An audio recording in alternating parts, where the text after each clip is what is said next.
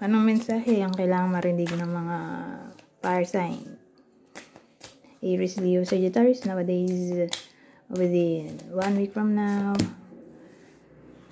So, dito may admirer tayo. Wow! Admirer talaga. So, inisip ko, crush ba to? Kasi kung maiiba to, edi may iba rin ang meaning. More like, totoo. New beginning eh. New feelings. Attraction din kasi yan. Diba? Romantic feelings. Ayun na nga nakalagay pala. New romance. New relationship. Di kasi ako nagbabasa nito, natatamad ako. Siyempre kapag matagal ka na nagbabasa ng ganitong cards, may idea ka na, di ba? Somehow.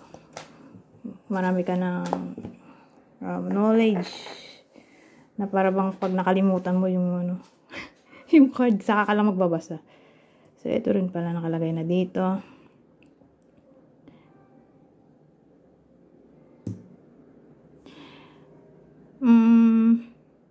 Pwede rin naman na, yun nga, may paparating para sa iba sa inyo. Kaya lang someone younger, kasi page to. So, pag page of cups, more like child energy, you know. Saka bata kasi yan, page. So, kung dito royal na bata, mas bata sa inyo, lalo na sa lalaki. Ay, sa babae pala. Lalo na sa babae, kung mas bata nga. Eh di, someone na immature o younger looking. Alam mo, may mga tao kasing matanda na pero mukha pa rin bata. Younger looking o immature nga in a way na matanda na siya pero parang isip bata pa. Playful. O baka may matanggap na mensahe yung iba sa inyo mula dito sa someone na interested sila. Okay? Kasi message din to, remember.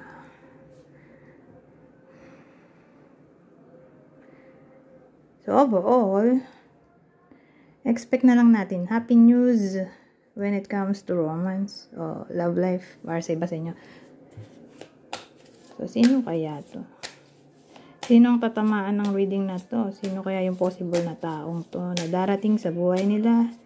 May message sila o magiging bago nilang crush o magko-confess ng feelings sa kanila? Who knows? Aries, Scorpio, Cancer.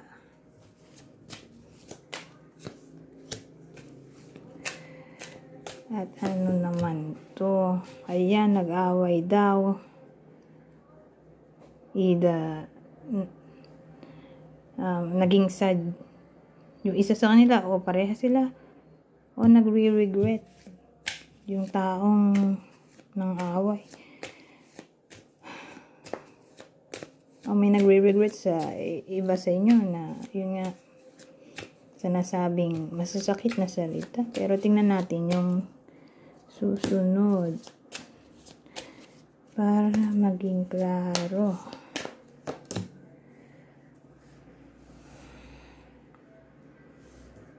Ito nga ito masyado malapit eh.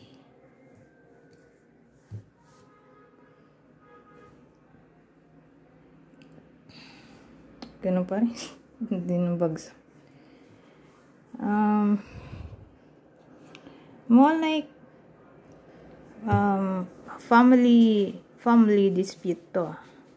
Whether sarili nyong family o biological family.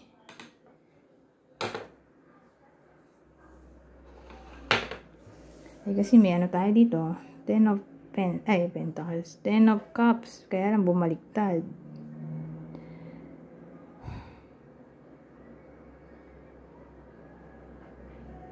Maling choice ang pakikipag-break kasi breakup na rin to.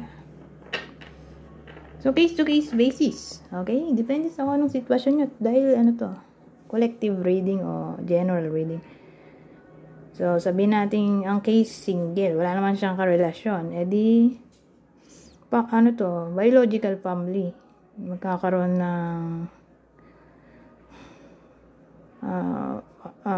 conflict pwedeng sa magulang, sa kapatid, dahil sa maling desisyon. Kasi may ano tayo dito, poor choices. Ngayon, sabihin natin ang case ay in a relationship.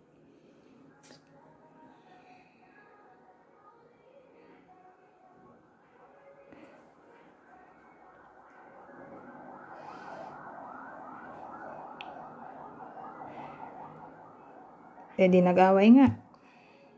Nagre-regret. Na-realize niya dito na sana pala hindi na lang sinabi yung mga masasakit na salita.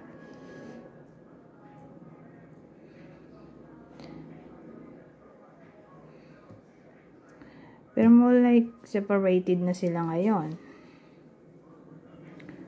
So nangyayari na to para dun sa relationship. Nasa relationship.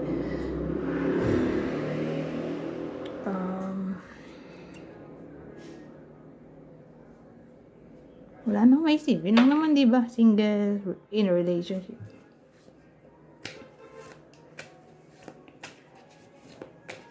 So, sino kaya ang tatamaan nito? Sino yung makakaaway? O yung partner? Kung in a relationship.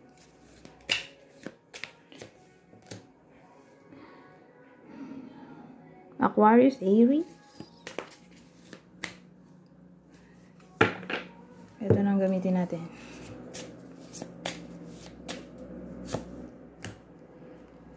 Ito pala. Spirit, soul path. A personal evolution within your relationship. So, sa mga nasa in a relationship, may personal evolution daw na maaaring mangyari. Ano kaya yun? Evolution. Compromise. So, ayan. Dun sa sinabi ko kanina ito, nag-away dito, na may regret ka ako, tapos naging clear na sa isip noong may masmasan na sana hindi na lang sinabi yung mga masakit na salita. Ayan, nag-break tuloy sila. Ito, magbabati pa pala. Yan na yung personal evolution. May chance pa pala makipagbati o magkaayos. Yun nasa relationship, nasa in a relationship, pero yung family dispute, hindi ko masabi. Love language affirmations. Loving words hold great power. So, yung iba sa inyo, baka makatanggap nga nung kaninang sinabi ko dun sa Page of Cups. Saka, saan nga ba yun? Ace of Cups, na baka may mag-confess ng feelings o baka maging lovable yung current partner nila sa kanila, ha? Kasi parang sweet talker, magiging sweet talker sila. So yung iba sa inyo,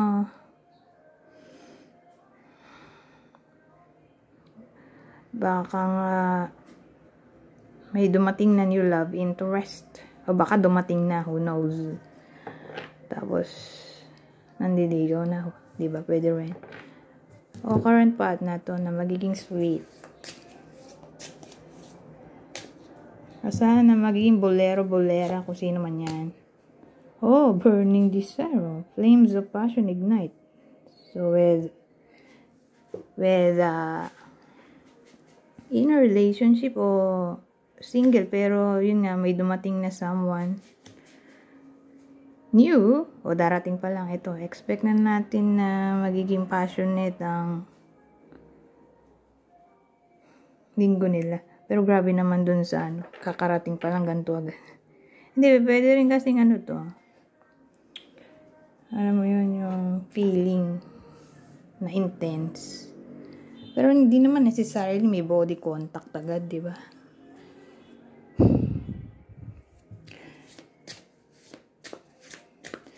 So, siguro, dun sa in a relationship, may body contact. Pero kung wala, edi, yung desire na ganun, posible nga. Well, normal naman yan kung may crush, diba?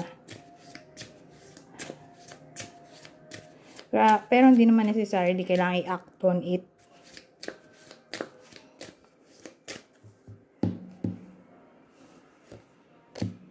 Ito. Rendezvous. Oh. Paano ba ito sa American English? Rendezvous. Yata yun. A private getaway photo is calling you. So, expect natin na yung iba sa inyo ay may date. Magkakaroon ng date. Whether single. Pero yun nga, may nandiligaw ko. May darating na someone new.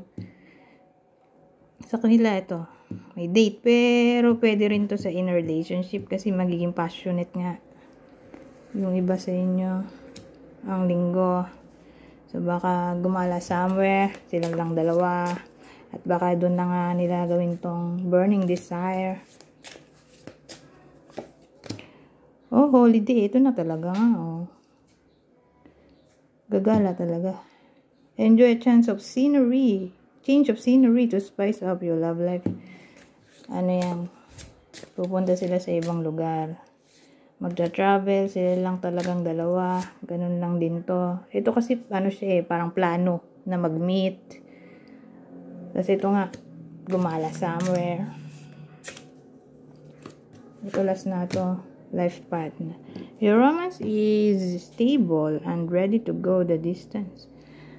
Siguro pangkalata na to. Whether in a relationship o single, ayan. May darating na someone nyo nga na pwedeng maging life partner ng mga single. O kung dumaraan ng problem. Yung mga nasa in a relationship, whether nag-break na yan o magbe-break pa lang, maayos pa rin. Okay, dahil sa dami nung kinuha kong cards at nilarify naman natin. Mukhang okay naman. Walang magbe-break. Within 1 week from now. Dahil maayos naman. Siguro yung mga magkakaaway, yun nga, merong tawag dito.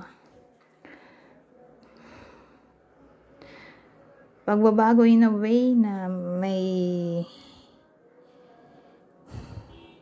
someone na magiging sweet all of a sudden, tapos parang suhol. May peace offering na maaaring mangyari. Tapos ayan, bati na sila. Parang kiss and makeup. Anyways, hanggang dito na lang. Goodbye for now.